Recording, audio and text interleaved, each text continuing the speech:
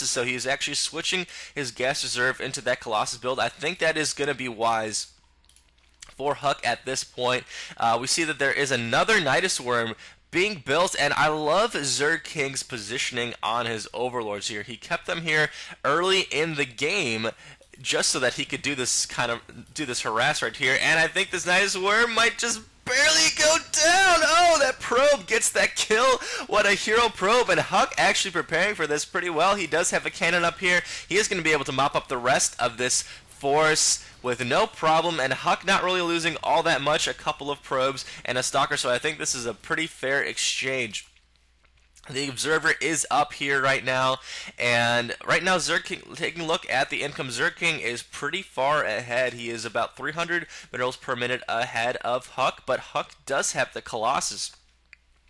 Really, Protoss, if they do have that tech on a Zerg player, despite them being ahead, that composition is just devastating to Zerg because lots of units just hard counter Zerg units. So really what Zerg needs to do to make up for that is getting numbers in mass. So that is what we see, but if Huck does have the right composition of units, then that mass margin does get dwindled significantly. So it looks like Huck is trying to establish a perimeter around here, perimeter of pylon, so he might be going for another expansion, but does he spot this drone? We will soon see.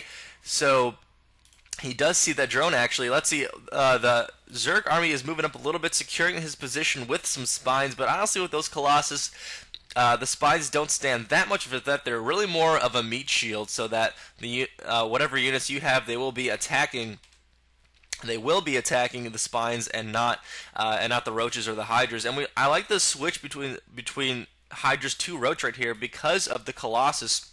Because of the Colossus switch right here, so the Zerg player is doing a very good job being very reactive. I would like to see a couple of Immortals actually from Huck, because Immortals against roaches just devastate this army, and Huck doing a good job abusing this high ground right here. Let's take a look. There are some corruptors in production. Is there a hive yet for the Zerg player? No, there is not. He's staying comfortably in tier 2. I don't really think he needs to go for a hive just yet either, and because he does have the economic advantage set up quite well. The drone is set in place for another expansion. Huck is looking to expand again as well, as he definitely needs to. Huck checking again for this high ground to see if there's anything there. I don't know if he suspects this position here quite yet. No, he does not see that, so he can't even reach over with those Colossus if he wanted to. Huck now sending his observer in there. With that observer speed, man, they actually move pretty fast with that observer speed. I never really realized that because I don't get it that much. Anyways, tons of Colossus right now for Huck, and only a couple of Hydras. I really would love to see some Immortals in this composition here, or at least a couple more sentries. And here comes a big battle coming in right now. The Corruptors going in on the Colossus. A lot of Stalkers on the ground, but way too many Roaches for the Stalkers to deal with without enough sentries. I don't know how Huck is going to be able to deal with this, but it actually looks like he is positioning these Roaches quite well. One Colossus is still up, and those Stalkers are doing a combined damage on those Roaches and those Corruptors. Somehow it looks like Huck is going to be able to eke out of this battle as the victor. I am actually quite surprised with that, because I didn't think that Huck had the composition for that. Is it the +1 weapons that really did it for him? That's quite possible, because these Roaches don't have any upgrades besides Tunneling Claws on them right now. So Huck is now just going to be able to happily attack away at these Spine Crawlers. Tra-la-la, says the Colossus, who is attacking the Spines without any worry in the world.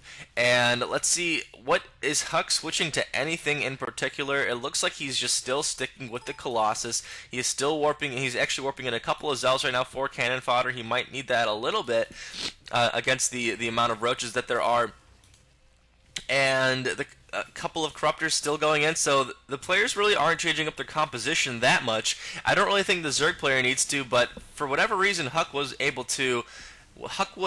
able, I think he just had superior positioning, a superior concave on those Roaches, along with keeping those Colossus up alive long enough. I got a little tongue-tied there. He was able to mess with that, but I think this Zealot force is going to be able to be just what he needs to cannon fodder it up a little bit while those Colossus stay in range, but Zealots just get eaten up so quickly because they are the only unit getting attacked, and they aren't really that meaty. I mean, Roaches do a great job against Zealots naturally, so looks like that Huck is able to pick off a couple of roaches out here while he is just sitting there burrowed, and more Colossus coming in right now. I think Huck and Zergking are going to see an even exchange here. Huck is backing up a little bit. Those Colossus are still up. There are no more Corruptors left on the field. There are a couple of Colossus going to be going down here. Huck is doing everything he can to keep them up. A couple more Stalkers coming in. I think Huck is barely just going to be able to equalize on this position, and Huck says GG. I'm not exactly sure why. I think Huck was still in the runs right here. I think he could have done a good job and still held in the game, unless the only reason that I could see is that Huck didn't have another expansion, in which case I don't know why he didn't have another expansion. This probe was running around here. He even set up the perimeter here. He even set up a zealot here. He could have expanded quite easily. So unless his mom was calling him for dinner, I don't really know why Huck GG'd right there. The Zerg player only had another base.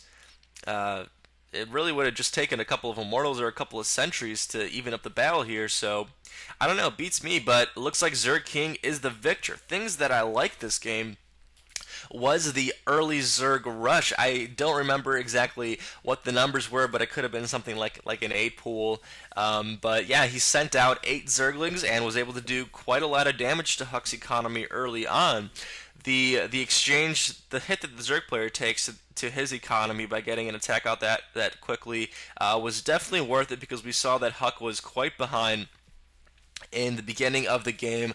Huck did a good job with the sentries, using the hallucination, getting that, and trying to deny the effectiveness of this Nidus Swarm attack, which we see a lot of players do regardless of the race. Use this cliff harass here, and it's very effective. Huck didn't really lose all that much on that attack, so I thought he did a good job there. The switch to Colossus was good, but like I said, I would have liked a couple of Sentries or a couple of Immortals against these Roaches, because really with some good positioning, with a couple of well-placed force fields and a couple of Immortals to attack those Roaches, they just beast away at them, and the Roaches don't stand much of a chance. So yeah, that is the game, guys. Thank you so much for watching, and as always, stay tuned for the WoW clip at the end. See you guys next time. Peace!